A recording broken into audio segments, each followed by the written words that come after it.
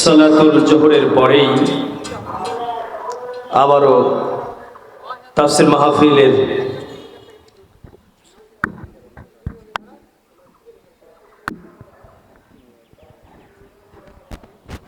তৃতীয় অংশ চালু হচ্ছে ইনশাআল্লাহ তাআলা।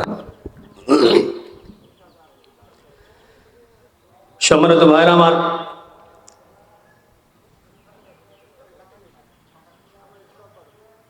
পানিয়াল আদর্শ ডিগ্রি কলেজ মাঠের আজকের প্রোগ্রামের প্রধান মেহমান আমাদের কাছে উপস্থিত হয়ে গিয়েছে। সুতরাং আপনারা কোনো ধরনের বিলম্ব না করে জরুরত ছেড়ে আপনারা অতি শীঘ্রই মাঠের দিকে আপনারা চলে আসুন।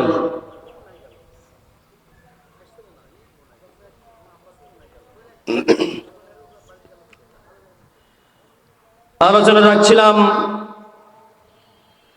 কোরআনুল কারীমের সূরা রুমের 30 নম্বর আয়াত, 30 নম্বর সূরা সূরাতুল রুমের 41 নম্বর আয়াত তেলাওয়াত করেছিলাম।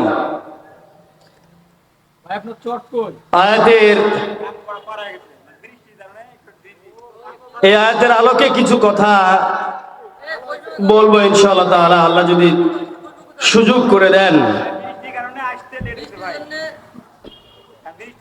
সম্মানিত ভাইরা আমার, দেখুন, এই পৃথিবীতে যে সকল কারণে গজব নেমে আসে, যে সকল কারণে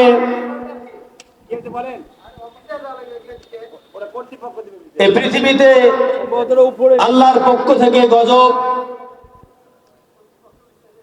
নেমে আসে, কয়টি কারণে পৃথিবীতে গজব নেমে আসে বিস্তারিত আলোচনা করার চেষ্টা করব। তা আল্লাহ রাব্বুল আমিন যদি তৌফিক দেন, ওমা তৌফিকি ইল্লা বিল্লাহ।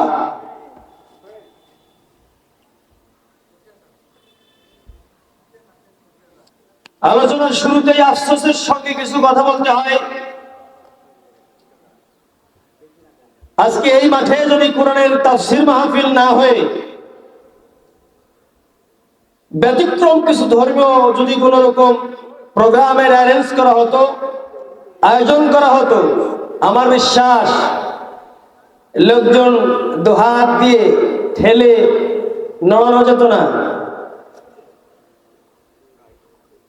কিন্তু সম্মানিত ভাইরা আমার, বাংলাদেশের প্রখ্যাত আলেমে দ্বীন, হাজার হাজার লক্ষ লক্ষ আলেমের উস্তাদ এখানে কথা বলবে দ্বীন ও দুনিয়া নিয়ে, অথচ সেখানে আপনারা আসতে বিলম্ব করতেছেন।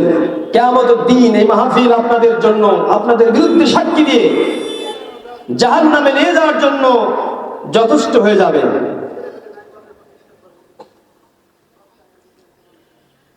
সম্মানিত ভাইরা আমার, আল্লাহ রাব্বুল আলামিন বললেন এই পৃথিবীতে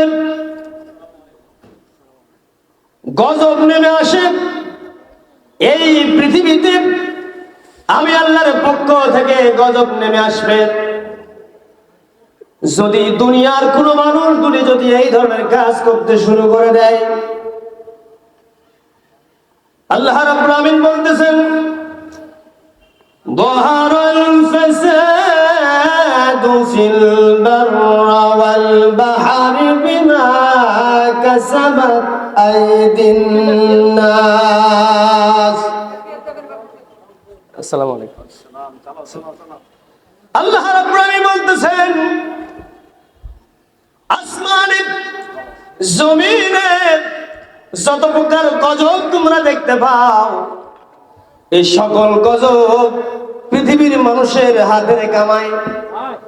আমরা যা দুষ্কৃতির জন্য আমরা যা পাপাচার করি, খারাপ কাজ করতেছি, অবৈধ কাজের জন্য আল্লাহর পক্ষ থেকে আমাদের উপরে গজব নেমে আসে।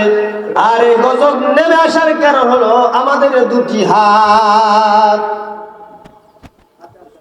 আমাদের আসরের জন্য পৃথিবীতে